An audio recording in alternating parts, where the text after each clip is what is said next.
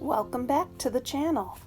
Today I'm working with 9 4x6 photos for a 2-page spread. This is Emilee's paper caper, where you'll find inspiration to scrap your stash and get some pages done. If you're new here, I hope you'll consider subscribing. Hit the subscribe button and bell icon now so you won't miss any of the fun and ideas. These photos I'm working with are 20 years old. They feature my daughter, my oldest daughter, when she was only about 3.5. This girl is now 23 years old, finished college, and is working hard to establish herself in a career. It's hard to believe these photos are 20 years old. I've chosen 2 focal point photos to leave larger and to mat them so they stand out. But in order to fit the 7 other photos, I've decided to crop them a bit so they'll fit across the page in bands. Since the photos, except for one, are all vertical, these will work nicely in horizontal bands of vertical photos.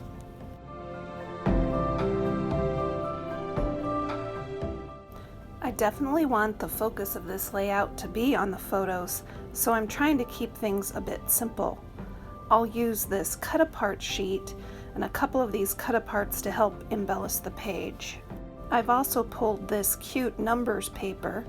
It reminds me of childhood and it's a bit playful without being too bright or distracting.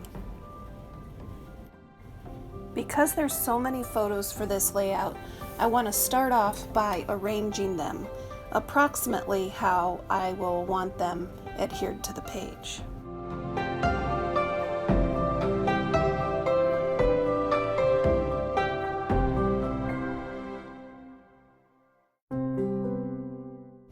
Now that I have the layout for the photos in mind, I want to cut the background papers to embellish the page.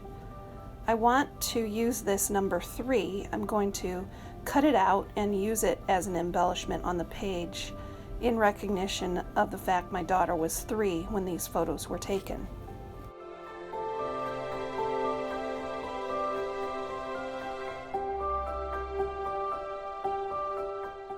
This teal paper is one of my daughter's favorite colors, but I think it also complements the color of the playground equipment. I'll cut it down the middle to have 2 6x12 strips. One of the strips will mat the photos on the left-hand page, and the other will back up the numbers paper to make it stand out a little more. Now to the cut apart paper. Apparently I used one of these at some point. Now it's time to use a couple more. Because these photos are 20 years old, I decided to use the card that says remember, and I'll also use the card that says snapshots.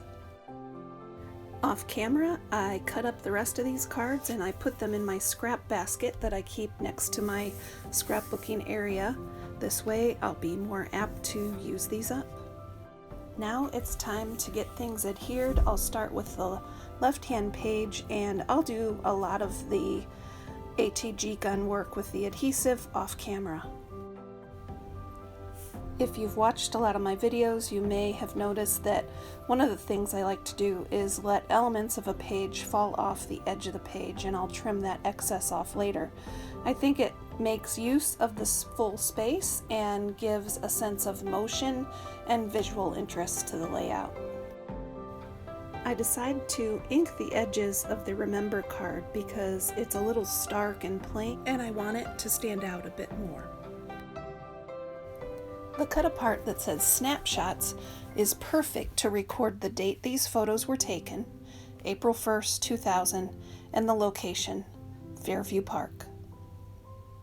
Now a quick snip of that portion of the photo that fell off the top of this page. Now I'll turn my attention to the right side of the page. I was going to place the photos at the bottom, but realized that would make a long strip across both sides of the layout. After putting adhesive on all the photos, I am arranging them across the top of the page and leaving just a tiny border between each. I'm really glad I decided not to make both pages with strips of photos across the bottom. I think it would have been a little boring to have those long series across both pages. When I get to this final photo on the right hand side, I realize I need to give it just a tiny haircut on that right hand edge so that there will be a border that's symmetrical between each of these photos.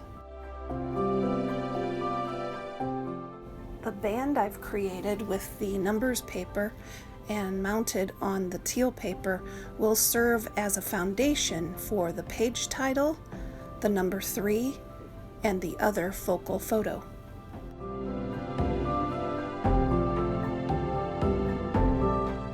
The number 3 is perfect for this page, representing my daughter's age at the time the photos were taken, but it will just blend in unless I embellish it a bit and mount it on another photo mat.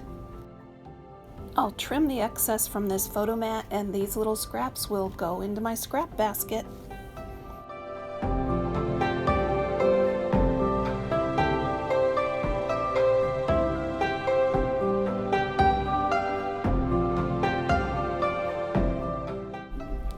Time once again to trim off that excess photo that falls off the edge of the page.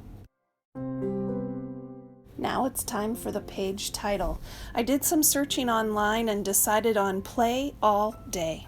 That's what little kids do. That's their job. They play all day. That number 3 sure is cute, but even the photo mat is not really making it stand out the way I'd like. So I decided to do some final embellishing with stickles on the number 3 and around the page. Stickles are a great way to embellish pages and your handmade cards or your stamped cards. I have them in many shades, and I selected a glittery purple that I thought would complement this page well.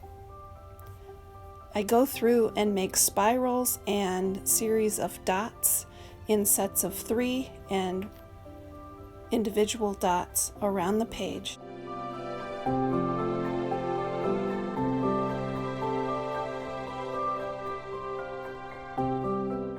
If you like stickles, let me know down in the comments how you like to use them. I'm always looking for more ideas on how to use my stash of many colored stickles.